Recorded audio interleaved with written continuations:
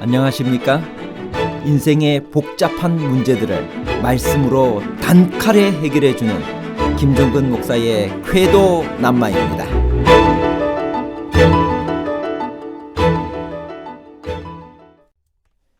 레위 자손에게는 성읍이 어떤 원칙에 따라 분배되었나요? 레위 지파는 전부 한 군데 모여 살았나요? 아니면 레위인들을 위하여 구별된 각 성읍에서 해당 지파 사람들과 어울려 살았나요? 집중과 분산에 관한 복잡한 문제를 하나님 말씀의 가르침으로 명쾌하게 해결해 드리겠습니다. 민수기 35장 1절에서 8절까지에서 모세는 레위인들에게 거주할 곳을 주라고 했습니다. 레위 자손들이 거주할 성읍들을 어떻게 마련했나요? 여호수아 21장 41절에서 42절입니다. 레위 사람들이 이스라엘 자손의 기업 중에서 받은 성읍은 모두 48성읍이요 또 그 목초지들이라. 이 각 성읍의 주위에 목초지가 있었고 모든 성읍이 다 그러하였더라. 총 48개의 성읍과 그 주변의 목초지가 레위 자손들을 위하여 구별되어졌습니다. 한 지파당 평균 4개의 성읍들을 그들이 받은 기업 중에서 레위인들을 위하여 내어놓은 것입니다. 물론 적은 성읍을 받은 지파는 적게 내놓았을 것입니다. 레위 자손에게 성읍이 어떤 원칙에 따라 분배되었나요? 여호수아 21장 1절에서 3절.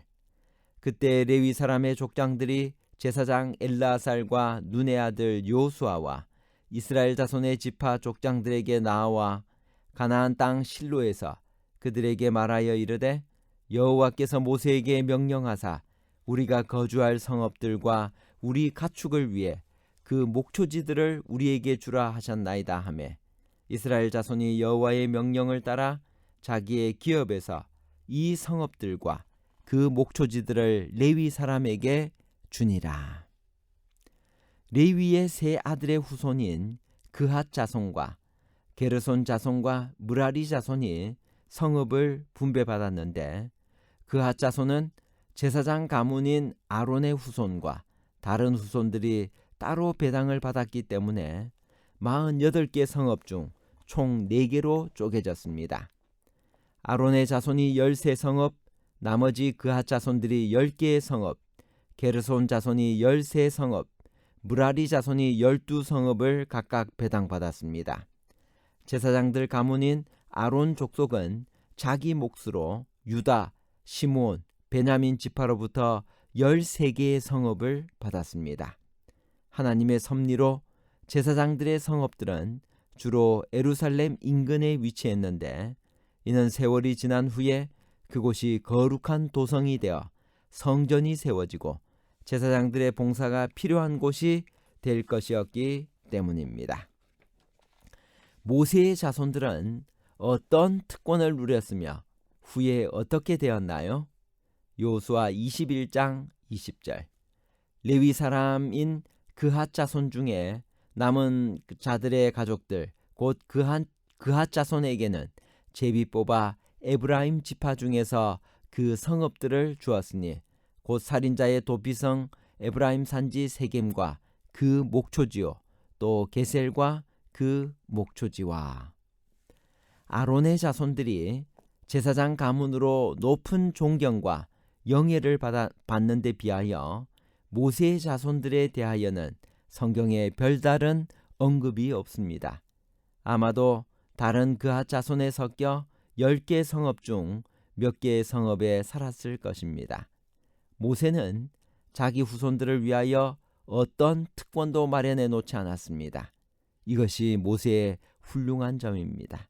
그는 충분한 보상을 받을 위치가 있었고 그의 가문도 그럴 만한 가치가 있었지만 그는 아무것도 바라지 않았습니다. 그의 후계자도 그의 아들이 아닌 여호수아가 지명되었습니다. 레위 자손에게 분배된 성읍에는 오직 레위 자손만 살 수 있었나요? 여호수아 21장 41절. 레위 사람들이 이스라엘 자손의 기업 중에서 받은 성읍은 모두 48성읍이요 또 그 목초지들이라. 성경 역사의 기록을 볼 때 이 성읍들에 오직 레위인들만 거주하지는 않은 것으로 보입니다. 레위 사람들을 전국에 분산시킨 취지는 레위 사람들을 이스라엘 백성 가운데 두어 그들이 교훈하고 지도할 백성들로부터 격리되지 않도록 한 것입니다. 그러므로 레위 사람의 성읍들에는 성읍을 내준 그 지파의 백성들도 함께 거주했다고 봅니다. 성경에 그 증거들이 있습니다. 베냐민 사람들이 레위인의 아내를 무참히 욕보인 역사에도 나타난 것처럼 레위인들에게 주어진 베냐민의 기브아에도 베냐민 사람들이 거주하고 있었습니다. 사울도 기브아에 거주했습니다. 다윗과 그의 신하들도 레위 사람들의 또 다른 성읍인 헤브론에서 수년을 보냈습니다. 아마도 레위 사람들에게는 단지 이 성읍들 내에서 주거에 필요한 수만큼의 집들과 목초지에 대한 권리만 주어졌던 것 같습니다. 나머지 주거지는 그 성읍을 내준 지파 사람들이 차지했습니다. 레위 자손들이 전국에 흩어져 살게 된 것은 어떤 섭리가 있었기 때문일까요? 여호수아 21장 3절. 이스라엘 자손이 여호와의 명령을 따라 자기의 기업에서 이 성읍들과 그 목초지들을 레위 사람에게 주니라. 레위 지파의 네 족속은 각각 12지파 중 3지파씩을 결속시키는 끈이었습니다. 아론 자손의 경우 유다, 시므온, 베냐민 지파를, 고핫 자손은 에브라임, 닷, 므낫세 반지파 중에 거하면서 그 지파들을 연합시키는 고리 역할을 했습니다. 게르손 자손의 경우 요단 양편을 결속시키는 역할을 했는데 요단 서편의 3지파와 동편 반지파를 함께 연합시켰습니다. 무라리 자손은 요단 동편의 2지파와 서편의 1지파를 연결하여 이스라엘 영토의 남동부와 북부를 연결하는 데 기여했습니다. 이렇게 하여 그들은 하나님 안에서 함께 성장하도록 모두 밀착되어 있었습니다. 레위 사람들은 이 같은 분산을 통해 연합의 끈이 되어 이스라엘 지파들을 한데 묶고 그들 모두를 하나님께로 연결시켰습니다. 레위인들은 자신들에게 부여된 종교적인 직무를 수행하지 않을 때는 젊은이들의 교사, 율법의 낭독자, 필사자, 해설자로 활동했습니다. 그들은 종교를 일상생활에 적용시키고 그들의 이웃들이 하나님의 표준에 도달할 수 있도록 도와주었습니다. 하나님께서 이스라엘에게 안식을 주셨다고 했습니다. 그것은 완전한 영원한 안식이었나요? 여호수아 21장 44절. 여호와께서 그들의 주위에 안식을 주셨을 때 그 조상들에게 맹세하신 대로 하셨으므로 그들의 모든 원수들 중에 그들과 맞선 자가 하나도 없었으니 이는 여호와께서 그들의 모든 원수들을 그들의 손에 넘겨 주셨음이니라.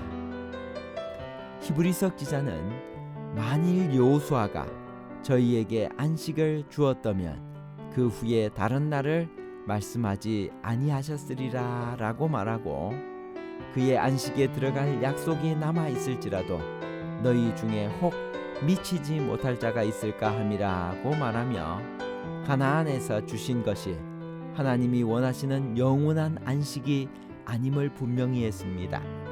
아직도 쫓아내지 못한 가나안 족속이 여기저기서 때를 노리고 있었습니다.